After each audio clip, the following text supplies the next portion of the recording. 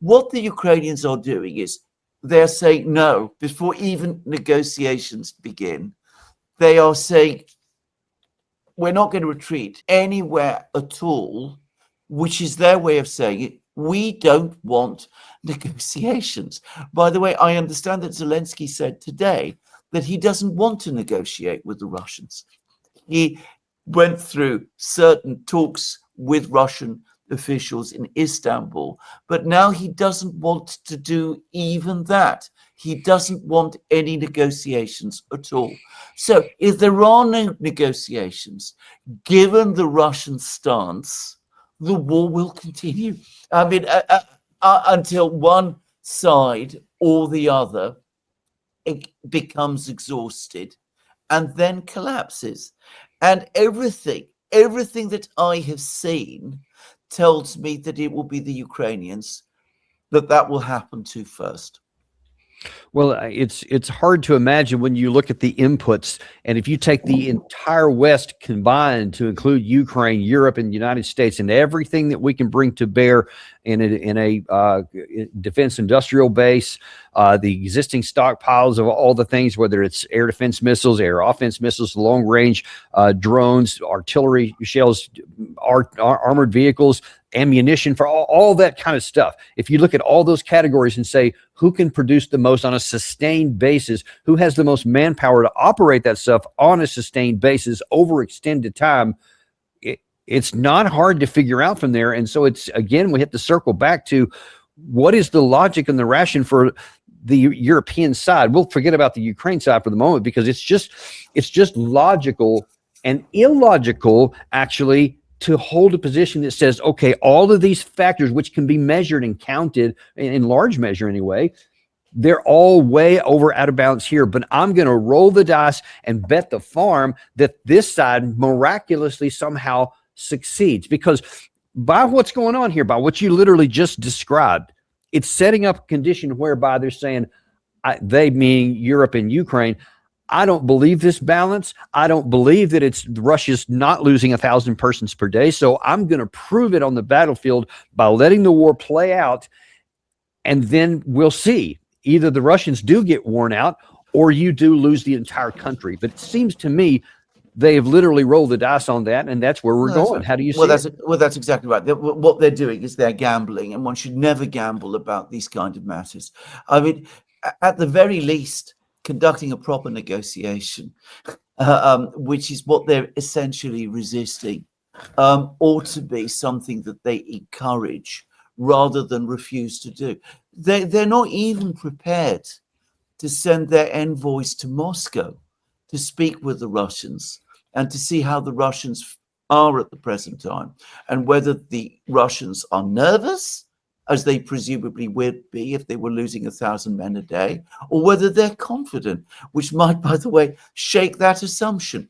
So they're gambling. And again, one has to ask why. And I can't help but think that there are all kinds of other things now in play. Enormous antipathy to President Putin and to Russia, which is distorting clarity. It's preventing people from thinking these things through. Antipathy towards President Trump, which absolutely exists in Europe and unfortunately is very strong, and also clouds minds there. And also a general sense that admitting that the Russians are so strong is profoundly shocking in Europe, where we have always had an attitude of superiority over them. And that's not something we can ever bring ourselves to admit. And then, of course, there's the other big thing, which we've discussed or touched on in previous programs, a situation where the Americans and the Russians come together, agree to some kind of peace in Europe with each other, is very, very alarming to the Europeans. Indeed, it speaks of some kind of American-Russian condominium, which is very frightening. And the national security strategy document that has just been published has probably reinforced all of that, with talk about the US stabilizing its relations with Russia and stabilizing its relations with Europe. So these fears are always there. They're always just under the surface. And I suspect that document has made them worse. Yeah, the timing certainly couldn't have been worse for all the transatlantic relationship.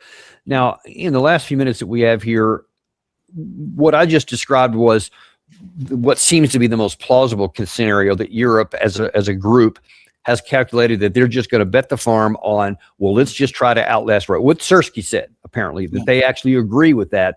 Let's just try to wear Russia out, whatever the cost, because eventually somehow we'll succeed. That's one possibility, but we can't go too far without considering that there might be another one, a little bit darker, in that many of the policymakers are aware of everything you and I have just said. They're aware of where this is going to go, but they're also calculating that, hey, we're going to use this as, in fact, we'll use the collapse of the Ukraine as even more fodder to say we have to spend yet more on defense and just solidify this new Cold War kind of situation, which could lead to an actual future conflict between the two. And if you think that's exaggerating, here about a month ago is NATO Secretary General Mark Rutte talking about the possibility of what could come on the other side of an end to this war. The danger posed by Russia will not end when this war does. For the foreseeable future, Russia will remain a destabilizing force in Europe and the world. And Russia is not alone in its efforts to undermine the global rules. As you know, it is working with China, with North Korea, with Iran and others. They are increasing their defense industrial collaboration to unprecedented levels. They are preparing for long-term confrontation. We cannot be naive. We must be prepared. He said another version of that literally yesterday, almost all those things. It's not just Russia, for crying out loud. It's also Iran, it's North Korea, it's China. Oh my God, they're all coming, lions and tigers and bears. Oh my. I mean, it could be that they're saying, we know how this is going to play out, and we're going to use the wreckage of Ukraine and what's left of their smoldering bodies as fear fodder to get all of our people to, even though the economic situation is not good in the West at large, but we still want to carve off a bunch of that for defense spending, and we have to have an enemy. What a great opportunity for Russia. Well, I don't think it's wrong at all. Unfortunately, I'm afraid I think there is a great deal of truth in this. You're quite right. It is dark and sinister, but it's very difficult to avoid believing that there is at least some of this going on, given the rhetoric that we're hearing all the time. I cannot imagine that any European leader, any of the serious European leaders, Macron, Merz, Starmer, people of great nations, seriously believe that if the Russians make advances in Ukraine and achieve a peace that is in to their advantage, that means that they will be marching in Whitehall and the Champs-Élysées tomorrow, or that they have plans to do that. I mean, that is fantastic thinking, but one does get the sense that the war has been very useful in Europe in accelerating the process of European integration and European construction, which has been a very long-standing project. The European institutions have gained enormous power. Europe itself has become much more centralized than it was. And of course, giving an extra military dimension to it perhaps plays to that to some extent, and also enables European leaders to connect with their publics, to persuade their publics, look, we know things are bad, but you must stick with us. You mustn't indulge in all of these experiments with all of these other new parties that are appearing, because the Russians are coming, and you need to stick with us because we are the people who will keep you safe. So I'm afraid there is probably an element of this, and one shouldn't discount it at all. But of course, if that is true, then what a dark future for Europe is being Well, offered. let's look at the practicalities of that, because it appears to me from this side of the Atlantic that whether you're talking about UK, Germany, France, maybe Italy, but certainly those first three, that they also have a pretty tight control over the major mainstream media. And so this fear keeps getting hyped up. But that only can go so far if the economic condition undergirding that, which is necessary to have a strong national defense, to be able to expand in all these areas up to 5% or something even larger. And for Germany, they're talking about they want to have the biggest military power on the continent, which means exceeding what the French have, et cetera. That's going to cost a lot of money and take a lot of time. Are the people underneath each of these countries, are they buying this stuff? No, I don't think they are. I mean, they probably do are worried about Russia because, as you rightly say, this is what they're hearing about all of the time. But there is no enthusiasm in Europe for rearmament, and no enthusiasm in Europe, and certainly not in Britain, by the way, for young men to join the army in order to fight the Russians in that sort of way. I think deep down, there is no real belief across Europe that this war that is being talked about all the time is actually really coming. I think what people across Europe are much more worried about is the fact that European economies are either stagnating or declining, that the pressures of life, economic pressures, are growing. If you look at the trend, the voting trends, it's political leaders and political forces that talk about these things that win out. And those who talk about war and Russia and the need to stand by Ukraine, they lose out, not because people are unsympathetic to Ukraine, but because when those leaders talk in that way, it gives the impression that they're not really interested in the problems that people face in their everyday lives. Yeah, and that certainly has been, even in my recent visits to the UK, I've seen that firsthand by a lot of the people that are upset about a lot of this immigration stuff, and how it seems like that there's a lot of money going to them and less going to just regular citizens of the country, et cetera. And that's just one snapshot I have here. I wonder to what extent, and I know that certainly the leaders of the countries and the media are not connecting these two, but have you observed, or even in conversations, have seen anybody say, how is it that the officials and the leaders say two things simultaneously, which almost can't be both true? One is that, oh my God, Russia's coming for us, and like Ruta just did there's all of these North Korea, blah, blah, blah, they're all kind of come together and move, and we're going to be in danger, and the Alice Palace and all that kind of thing. And then at the same time, and Macron is one of these, openly mocks Russia that it's only gotten 1% of Ukraine territory in the past 2 years. How do those things go together? If there's this juggernaut that's coming, how is it that they could only take 1% and also represent a threat to go to Paris? If you go to social media, it's all over the place. People are talking about that all the time. They talk about this in conversations. Many people have noticed the absolute obvious contradiction here.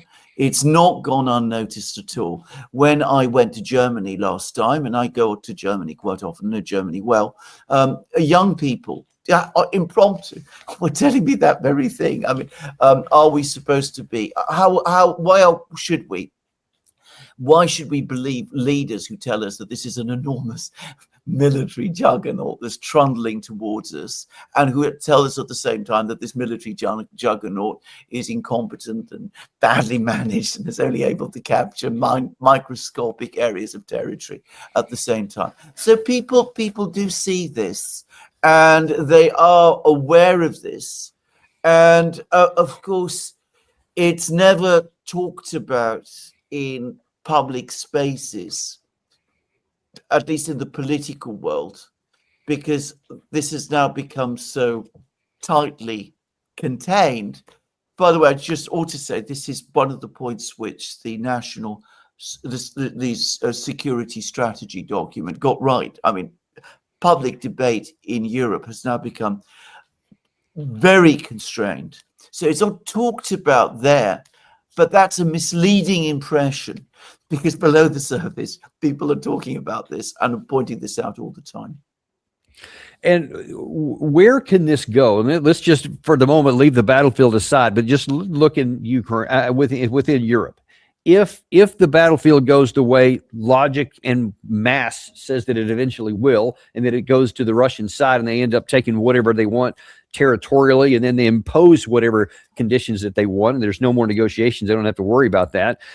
What is that going to do to the European side? So let's assume that they would do what I speculated a second ago, which seems the most logical, that they would say, oh my God, what have I been warning you about the whole time? Now you see that Russia did conquer, the whole Ukrainian government. They took whatever they wanted. Now then the clock is ticking, and we have to now really ramp up spending.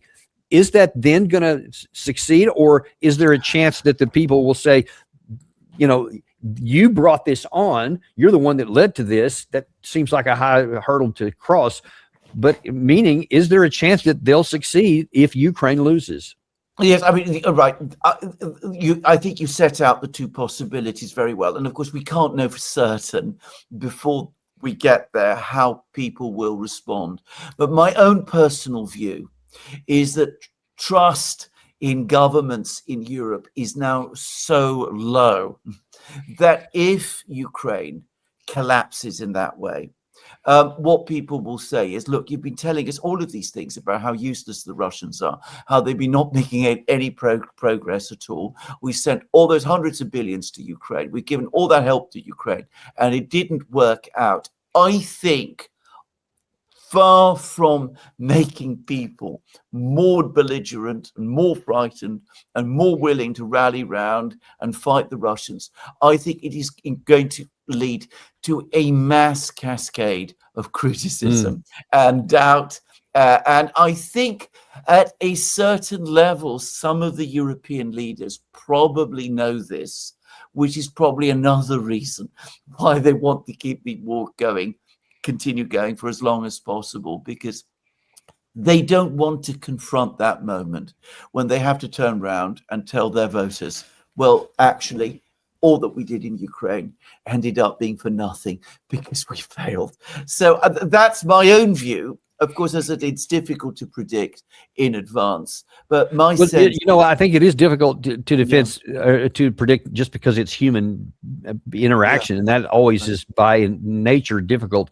But that also implies, even what you and I just discussed here, that the economic condition basically just mutters along and stays basically what it is now, and it allows these kinds of things to happen. But if the economy start to really shake, and much less if they go into recession or something worse, then the conversations get really different really fast. And I fear that this could be going, the European Union could be setting the stage for its own economic instability by Ursula von der Leyen about a week or so ago, I think it was 10 days, something like that, bragging about the energy independence coming from Europe to Russia. And I think that by 2027, they said they'll be, completely free of everything. They're going to wind it all the way down to what's left. And what she didn't mention was the energy dependence that they're now turning to, especially with LNG, liquefied natural gas, from the United States, which is a much higher commodity than what it was from Russia. So the more you get rid of that European the oil and gas going to Europe, that means you must replace it with more expensive oil elsewhere.